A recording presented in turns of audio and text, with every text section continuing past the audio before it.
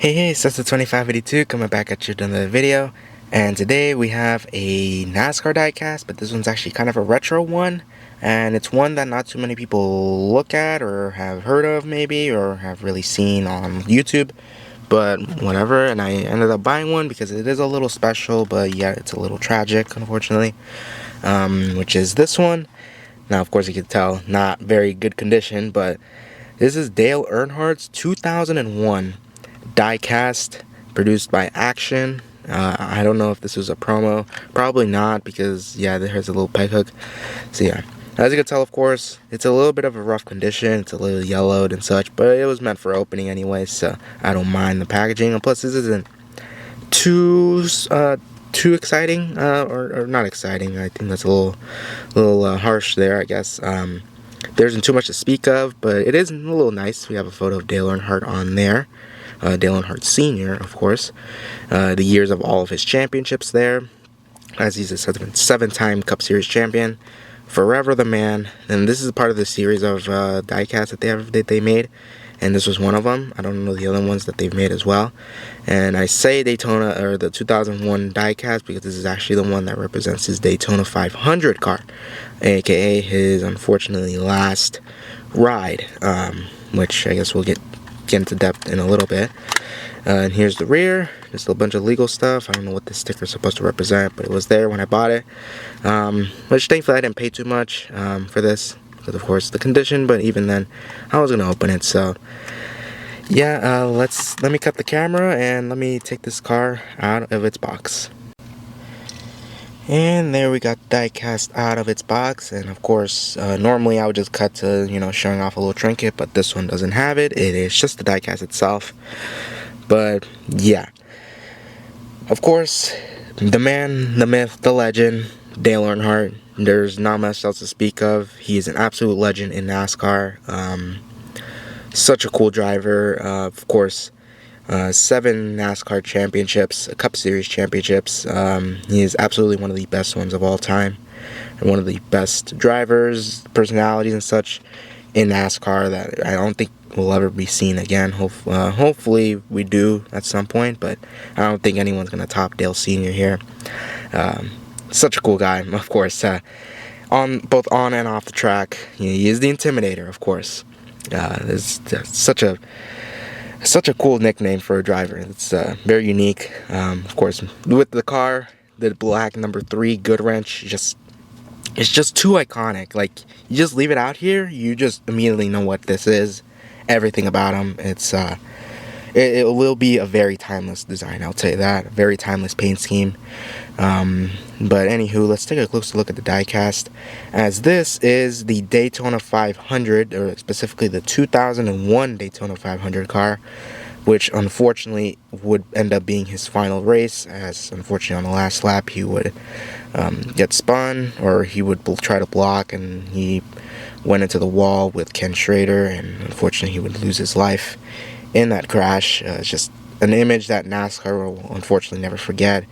Of course, you can't forget the legend. It's of course, it's very tragic how he went out, but he went out on his own terms, racing, and he had his 2 drivers up in the front. Michael Waltrip won that race, his first race, and he won the Daytona 500. Dale Jr., his son, in second. Of course, I can imagine that he must have felt very proud seeing that before, unfortunately, he took his last breath. But let's take a look at the diecast here. I do apologize if I do sound a little heavy-hearted there, but of course it's pretty. You can't talk about him, especially with this diecast commemorating his 2001 Daytona 500 car. Of course, this is just a clean version. I have seen people make crashed versions of this car, and I will say it is very disrespectful, very distasteful to make that. I don't think anyone should really be making that, or even worse, selling them and buying them. I've seen raced versions, which honestly do look really cool. I think that's proper, but crashed, probably, I don't think so. So, anyways, let's move past the heavy-hearted stuff, and let's take a look at the diecast, because this is what you're interested in. So, of course, GM Goodwrench Service Plus is his main sponsor, or has been for many, many years. We got the 2001 Monte Carlo front end. The headlights do look a little strange. It's like a little lopsided, but I mean, well, it's fine, I guess. Of course, on the side here, we have his contingency sponsors, of course, that were found in the 2001 car. Very common. Of course, this one actually has the NASCAR Cup Series logo instead of the Winston Cup Series because, of course, tobacco. You can't put that on a diecast. Got the ever iconic number 3 on the side with the silver stripe and the black little stripe down the side. Super iconic. Yeah. Of course, Good Wrench Service Plus is, of course, the main sponsor on the side there.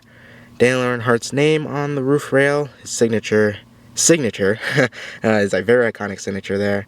And a bunch of other sponsors like Team Realtree, AC Delco, Coca-Cola, Hershey's, I believe Van Cam Beans, and Tracker Boats with Bass Pro Shops, as well as Sherwin-Williams and Oreo, which he did run an Oreo car during the Bud Shootout in 2001, which I actually do have a 164 lead of that car, and I did make a review on it a while back.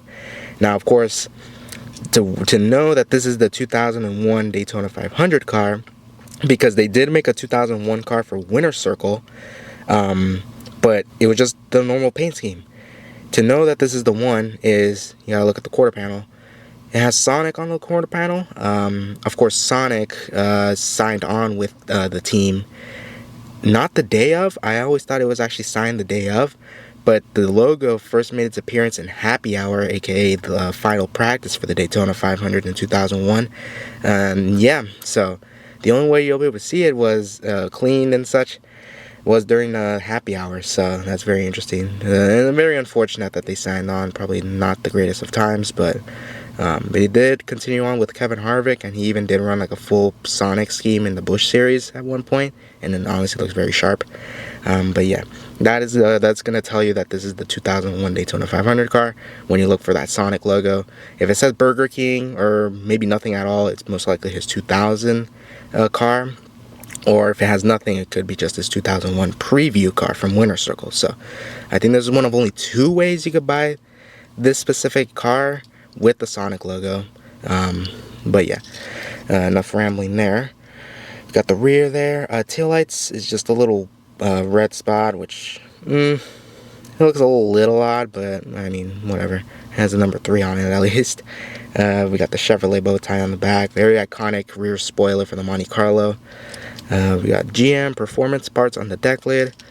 Got the number 3 on top, and the right side is the same as the left side. So yeah, very, very nice paint scheme, very, very nice car. Of course, the elephant in the room is this. Of course, it was his tragic car, his final ride, I guess you want to call it that. But you know, yeah, it's very cool. Very nice to have a very historic piece here, but like I said, it's always going to have that little black cloud over it. But, you know, other than that, this is a nice one. If you're a Dale Sr. fan, and if you don't have this one, I would suggest you do, unless you don't want to associate with the bad image, which I completely understand. But, you know, it's very cool because they didn't make much with the Sonic logo on the quarter panel. So this is probably one of only 2 ways I believe you can find it. And I believe they made it in 124.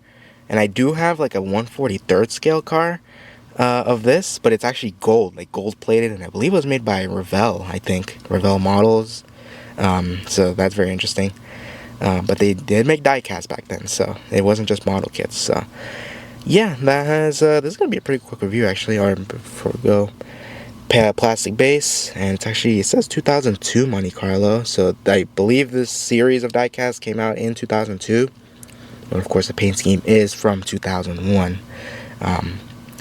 But yeah, I guess that's gonna end the review of the 2001 Daytona 500 Dale Earnhardt Sr. diecast, his final ride. So if you enjoyed the video, please give it a like, subscribe, and I'll see you next time. Peace.